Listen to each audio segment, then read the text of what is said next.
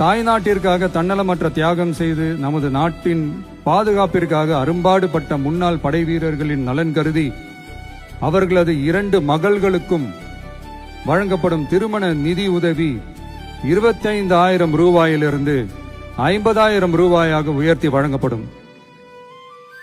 2.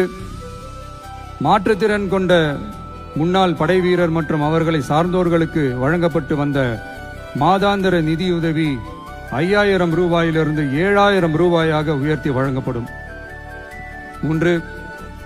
மாநில அரசால் விடுதலை போராட்ட வீரர்களுக்கு வழங்கப்பட்டு வரும் மாதாந்திர ஓய்வூதியம் 23,000 ரூபாயாக உயர்த்தி வழங்கப்படும்.